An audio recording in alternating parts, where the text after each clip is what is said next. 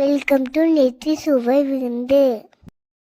Hi all, இன்றைக்கி நம்ம சூப்பரான ஒரு வெஜ் ரெசிபி தாங்க பார்க்க போகிறோம். சைவ ஈரல் ரெசிபி. இதை வந்துட்டு நீங்கள் சைவம் அப்படின்னு சொன்னீங்கன்னா யாருமே நம்ப மாட்டாங்க இந்த ரெசிபியை. அந்தளவுக்கு சூப்பராக நான்வெஜ்ஜோட டேஸ்ட் அண்ட் ஃப்ளேவர் இதில் இருக்குது. இது உங்கள் வீட்டில் புரட்டாசி மாதம் ரெஸ்ட்ரிக்ஷன் இருக்குது, நான்வெஜ் செய்யக்கூடாது அப்படின்னு இருந்ததுன்னா இந்த ரெசிபி நீங்கள் ட்ரை பண்ணி பார்க்கலாம். ஏன்னா நான்வெஜ்ஜுக்கே டஃப் கொடுக்குற மாதிரி ஒரு ரெசிபிங்க இது. ஸோ சூப்பராக இருந்ததுங்க அதோட ஃப்ளேவர் அண்ட் டேஸ்ட்டு கூட. இது பண்ணுறதுக்கு பார்த்தீங்கன்னா நம்ம எல்லாமே வந்துட்டு ரொம்ப ஹைலி ஹெல்தி அண்ட் ப்ரோட்டீனான ஒரு பொருட்களை தான் நம்ம யூஸ் பண்ண போகிறோம். நான் ஃபர்ஸ்ட்டு யூஸ் பண்ணுறது பார்த்தீங்கன்னா க்ரீன் கிராம்ஸ் தாங்க, அதாவது பச்சை பயிறு தான். இது ரொம்ப ஹெல்திங்க. ஸோ இது வந்துட்டு நம்ம என்ன பண்ண போகிறோம்னா ஒரு சின்ன பவுல் அளவுக்கு தான் எடுத்திருக்கேன். அதை நான் வந்து 2 to 3 ஹவர்ஸ் நல்லா ஊற வச்சு எடுத்துக்கிறேன். அதை பார்த்தீங்கன்னா க்ளீன் பண்ணி எடுத்துகிட்டு நம்ம மிக்ஸி ஜாரில் போட்டுக்கலாம்.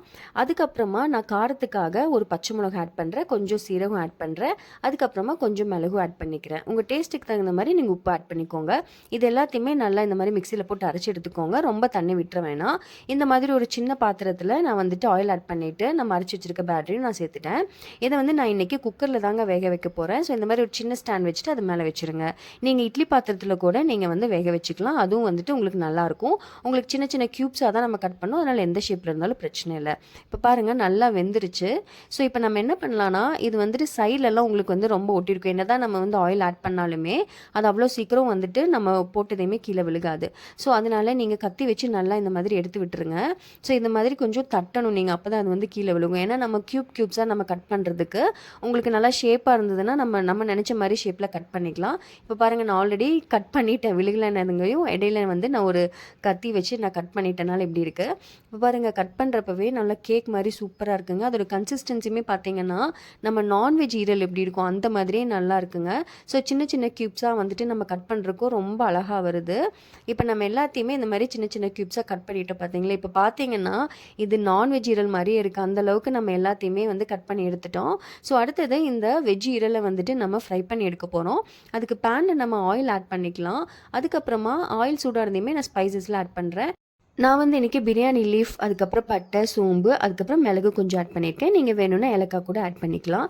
இதோட ஸ்பைசஸோட அந்த அரோமா வர ஸ்டார்ட் ஆனதையுமே நம்ம வந்துட்டு பெரிய வெங்காயம் ஒரு 2லேருந்து 3 பெரிய வெங்காயம் சின்ன சின்னதாக அரிஞ்சு வச்சுருக்கோம். ஸோ அதை வந்துட்டு நம்ம ஆட் பண்ணிடலாம். ஒரு 5 மினிட்ஸ் அது வந்துட்டு நல்லா ஃப்ரை ஆகட்டுங்க. நீங்கள் பெரிய வெங்காயம் வேணாம் அப்படின்னா நீங்கள் சின்ன வெங்காயம் கூட நீங்கள் யூஸ் பண்ணிக்கலாம். ஸோ இந்த மாதிரி வெங்காயம் நல்லா ஃப்ரை ஆகட்டும், அது நல்லா டிரான்ஸ்பரண்ட்டாக ஆகிற வரைக்கும் நீங்கள் விட்டுருங்க. அடுத்தது கருவேப்பிலை ஆட் பண்ணிடலாம்.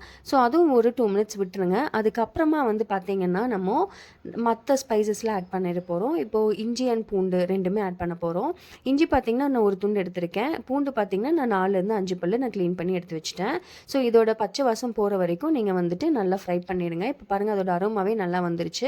நம்ம தக்காளி சேர்த்துடலாம். தக்காளி நல்லா வந்து ஃப்ரை ஆனதுக்கப்புறமா மஞ்சத்தூள் ஆட் பண்ணிக்கோங்க. அதுக்கப்புறமா மல்லித்தூள் ஆட் பண்ணிக்கோங்க. இதெல்லாம் நல்லா மிக்ஸ் பண்ணி விட்டதுக்கப்புறமா நம்ம காரத்துக்கு ஏற்ற மாதிரி மிளகாத்தூள் ஆட் பண்ணிக்கோங்க.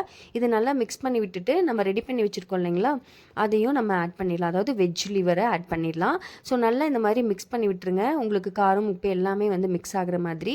அதுக்கப்புறம் உங்களுக்கு கொஞ்சம் உப்பு ஆட் பண்ணிக்கணும் அப்படின்னு நினச்சிங்கன்னா நீங்கள் ஆட் பண்ணிக்கலாம். நான் வந்து சைவ ஈரல் நம்ம ரெடி பண்ணுறப்பே உப்பு ஆட் பண்ணேன், ஆனால் அது பத்தாது. ஸோ சிலருக்கு அதனால் நீங்கள் வந்துட்டு ஃபைனலாக உப்பு தேவையான அளவு நீங்கள் ஆட் பண்ணிக்கோங்க. அதுக்கப்புறமா கொஞ்சமாக தண்ணி ஆட் பண்ணுறேன். ரொம்பவே கம்மியாக தான் ஆட் பண்ணுறேங்க. கொஞ்சமாக தெளித்து விட்டுக்கோங்க. இந்த மாதிரி நிறைய ஆட் பண்ணிடாதீங்க, அப்புறம் குழம்பு மாதிரி ஆயிடும். ஒரு 5 மினிட்ஸ் வேக விட்டுறாச்சு. இப்போ பாருங்கள் நம்ம பெப்பர் வந்துட்டு நான் பொடி பண்ணி வச்சுருக்கேன், அதையும் நான் ஆட் பண்ணிட்டேங்க. இப்போ பாருங்கள் ரொம்பவே சூப்பரான நான்வெஜ் மாதிரியே இருக்குங்க. நிஜமாகவே அதோட அரோமா அண்ட் அதை பார்த்தீங்கன்னாவே உங்களுக்கு வெஜ் இல்லாமல் நான்வெஜ் டேஸ்ட்லேயே இருக்கிற மாதிரி இருக்குங்க. உண்மையாகவே ரொம்ப சூப்பராக இருந்தது. யாருமே நம்பலை இது வந்து வெஜ் ரெசிபி அப்படின்னு சொன்னதுக்கு. நீங்களும் இதை மாதிரி செஞ்சு பாருங்கள். ட்ரை பண்ணி பார்த்துட்டு எப்படி இருந்துச்சுன்னு கமெண்ட் பண்ணுங்கள். And like our video and மறக்காமல் subscribe to Nithi Suvai Virundhu. Thanks for வாட்சிங்.